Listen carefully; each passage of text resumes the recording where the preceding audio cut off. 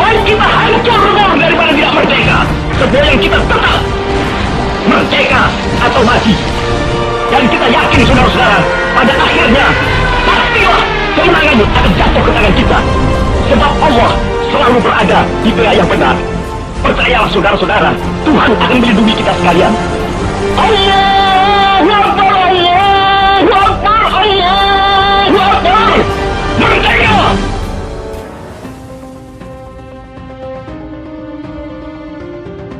Halo para detektif sejarah, welcome back bersama gua Mr. Detektif yang selalu memberikan informasi dan cerita sejarah. Kali ini kita akan membahas kisah dan cerita perjuangan bangsa Indonesia, yaitu Pertempuran Surabaya 10 November 1945. Jika kalian suka dengan video ini, silakan like, komen, dan jangan lupa di-share ke teman-teman kalian agar teman-teman kalian lebih mengenal sejarah. Kemudian di-subscribe juga ya, agar tidak ketinggalan video-video terbaru dari detektif sejarah. Mau tahu sejarahnya? Wih, intro dulu.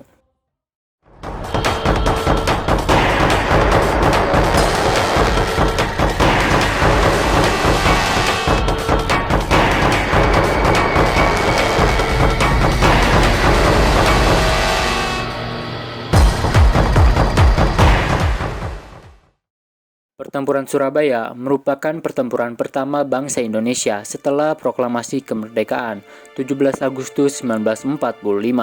Pertempuran Surabaya puncaknya terjadi pada 10 November 1945. Ini merupakan salah satu peristiwa heroik bagi bangsa Indonesia sebagai bentuk penghargaan atas pengorbanan para pahlawan dan perjuangan dalam merebut kemerdekaan. Setiap tanggal 10 November diperingati sebagai Hari Pahlawan. Sejarah pertempuran di Surabaya dilatar belakangi oleh kedatangan pasukan sekutu yang diboncengi oleh Nika pada 25 Oktober 1945 atau 2 bulan setelah proklamasi kemerdekaan. Pasukan sekutu yang dipimpin oleh Brigadir Jenderal Malabi langsung masuk ke kota Surabaya dan mendirikan pos-pos pertahanan. Kedatangan pasukan sekutu awalnya untuk mengamankan tawanan perang, melucuti senjata Jepang, atau menjaga ketertiban di berbagai daerah di Indonesia, salah satunya Surabaya. Namun, kenyataannya pasukan sekutu yang kebanyakan pasukan Inggris malah banyak melakukan tindakan menyimpang. Salah satu contohnya yang terjadi pada 27 Oktober 1945. Pasukan sekutu menyerbu penjara dan membebaskan tawanan perwira sekutu yang ditahan di Indonesia. Pasukan sekutu juga menduduki tempat-tempat vital seperti lapangan terbang, kantor radio, gedung internasional, dan pusat kereta api. Tak hanya itu, pasukan sekutu pun menyebarkan pamflet yang isinya agar masyarakat menyerahkan senjata yang dimilikinya.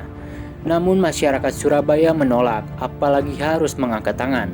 Hal itu membuat masyarakat Surabaya marah dan semakin anti sekutu.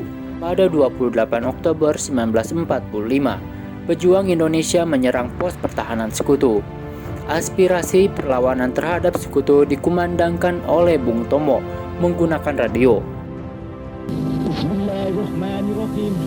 Pertahankanlah kota kita ini. Tuhan akan berserta kita. Insya Allah saudara-saudara, kemenangan akhir pasti kita yang mencapainya. Allahu Akbar, Allahu Akbar, Allahu Akbar. Merdeka!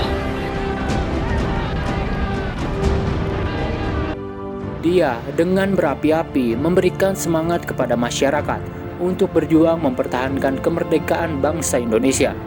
Pada 28 Oktober 1945, para pejuang Surabaya bersemangat untuk mengusir sekutu dan mempertahankan kedaulatan Republik Indonesia. Dengan penuh semangat, akhirnya masyarakat Surabaya mampu merebut tempat-tempat vital. Sempat ada perundingan antara pemerintah Indonesia yang diwakili oleh Presiden Soekarno, Muhammad Hatta, dan Amir Syarifuddin dan sekutu. Tapi pertempuran tetap terjadi pada saat itu. Pada 31 Oktober 1945, Brigadir Malabi tewas dan menyulut kemarahan pihak sekutu. Pihak sekutu memperingatkan masyarakat Surabaya untuk menyerah. Jika tidak mau menyerah, akan dihancurkan. Namun masyarakat Surabaya tidak mau memenuhi tuntutan pihak sekutu tersebut dan malah menyulut amarah bagi rakyat Surabaya. Puncak pertempuran Surabaya terjadi pada 10 November 1945. Pasukan sekutu melakukan penyerangan di kota Surabaya Dan pejuang Indonesia tidak gentar, malah bersemangat berjuang dalam menghadapi sekutu. Senjata yang dipakai pejuang tidak hanya senjata api, namun juga bambu runcing. Tak sedikit pejuang Indonesia gugur dalam pertempuran tersebut, mencapai 20.000 orang, sementara dari pihak sekutu mencapai 1.500 orang. Pertempuran terakhir terjadi pada 28 November 1945. Semangat para pejuang dalam mempertahankan kemerdekaan membuat Presiden Soekarno menetapkan 10 November sebagai Hari Pahlawan. Pertempuran di Surabaya tersebut berlangsung selama 3 minggu. Kerugian jiwa di pihak Indonesia cukup banyak dan mencapai keribuan. Penduduk banyak mengungsi meninggalkan kota. Selain itu, banyak bangunan-bangunan rusak dan hancur.